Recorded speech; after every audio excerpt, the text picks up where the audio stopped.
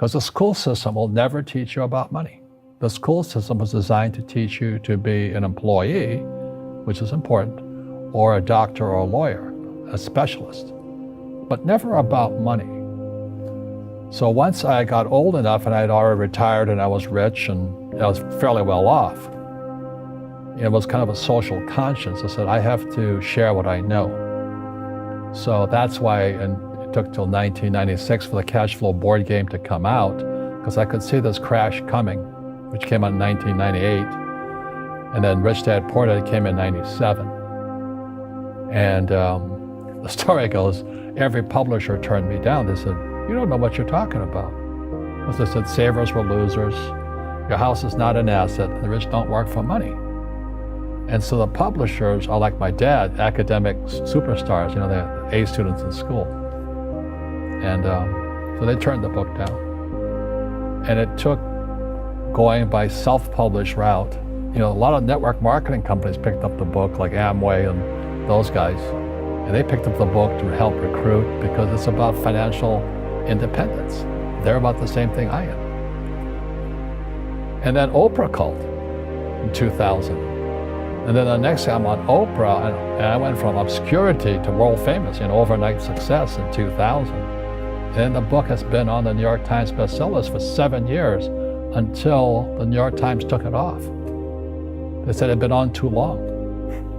But as you know, most people in publishing or journalism, they're on the other side of the coin of capitalism. So they don't like guys who make money. And that's like my poor dad's side. So that's kind of the story. And I play Monopoly in real life.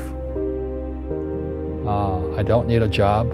I don't have a retirement. Don't need a retirement. I don't want the government to take care of me.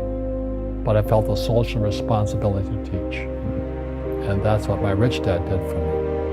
And you said the book is about accounting, and it is an amazing book on accounting because it makes it understandable. Yeah. I took accounting in business school, and I know what you mean. It's boring. It's boring. Yeah. But it is also a book about your own fears, and I think that's why it resonates with people. Because you're telling them things they know is true.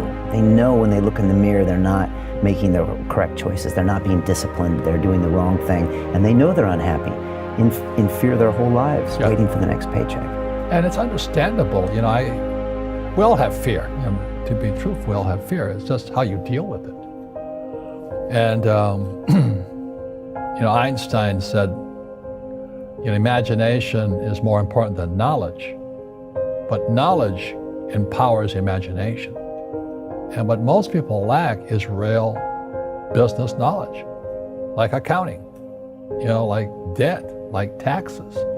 You gotta know that stuff, but they don't teach it in school to anybody.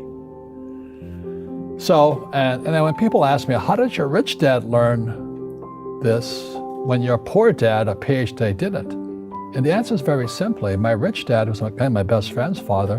His father died when he was 13. So his rich dad had this family business at 13 to run. So he had to drop out of school, which was his blessing. There's blessings, and sometimes the blessing doesn't look like a blessing, but it turned out to be a blessing. And then his teachers became his bookkeeper, his accountant, his attorney, his banker, his real estate agents. So he has what I call real teachers, not these fake teachers in school. You see, most teachers in school, they're out of ethics. They teach subjects they themselves don't practice. I had the same problem in my MBA program. I got into arguments with the marketing teacher because the guy didn't have a business. And then I got into arguments with the accounting teacher because the accounting teacher didn't know accounting.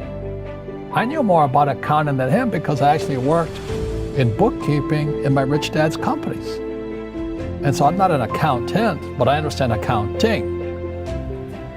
So that was the end of my school years because I understood what a fake teacher is. A fake teacher is somebody who just wants a job and they'll teach anything. They teach how to shine shoes if you pay them more money. But they really don't know what they're teaching. For example, my calculus teacher, went to military school in New York, and I asked the teacher, I said, I'm in my third year of calculus now. It was called strength of materials. I said, am I ever going to use this stuff? He goes, no. You know, I said, why do you teach it? I was like, I get paid.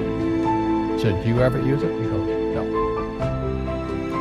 And that's why, you know, you have to, in life, one of the things I suggest to people, you got to find a real teacher versus a fake teacher. And a fake teacher is somebody who doesn't do what they teach. And a real teacher is doing what they teach every day. So my accountants, my attorneys, they're in it every single day. That's how I learn, because every day I'm solving problems in my business. So I have accountants and attorneys and bankers and all these people on speed dial because I'm solving problems with my team.